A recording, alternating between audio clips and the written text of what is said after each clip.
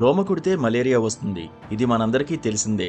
అదే మలేరియాకు చెక్ పెట్టే టీకాను దోమకాటు ద్వారా ఇస్తే London School of Hygiene and Tropical Medicine శాస్త్రజ్ఞులకు వచ్చిన వినూత్న ఆలోచన ఇది.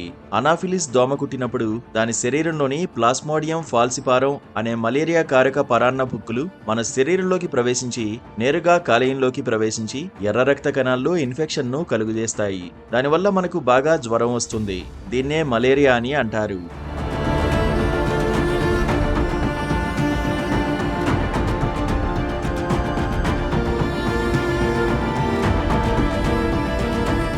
ఏటా ప్రపంచవ్యాప్తంగా 25 కోట్ల మందికి పైగా ఈ రకంగా మలేరియా బారిన పడుతున్నారు.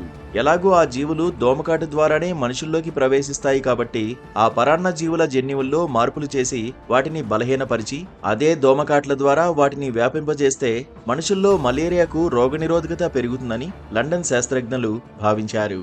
తమ ఆలోచనను ఆచరణలో పెట్టి ప్రయోగాలు కూడా నిర్వహించారు. ఆ ట్రయల్స్ లో పాల్గొన్న 90% మంది నిజంగా మలేరియా కారక పరాన్న జీవి బారిన పడినా జ్వరం రాలేదు.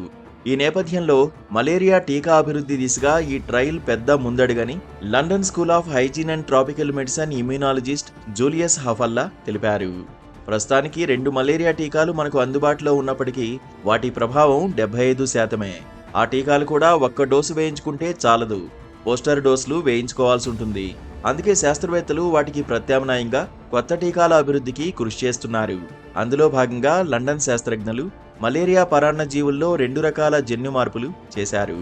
మొదటి రకం GA1 కాగా రెండో రకం GA2. వీటిలో మొదటి రకం పరాన్న జీవులు మనిషి కాలేయంలోకి ప్రవేశించి తర్వాత దాదాపు 24 గంటల దాకా తమ సంఖ్యను పెంచుకోలేవు. రెండో రకం జీవులు కాలేయంలోకి ప్రవేశించిన 6 రోజుల దాకా అలాగే అచేతనంగా ఉండిపోతాయి తప్ప తమ సంఖ్యను పెంచుకోలేవు.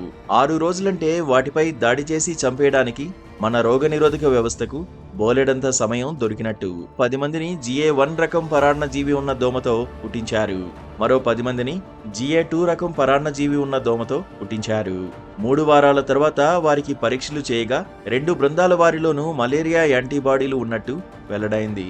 ఆ తర్వాత వారిని నిజమైన మలేరియా కారక జీవులను మోస్తున్న అనాఫిలిస్ దోమలతో కుట్టించారు. మొదటి బృందంలో 9 మంది మలేరియా బారిన పడగా రెండో బృందంలో 1 మాత్రమే పడ్డారు.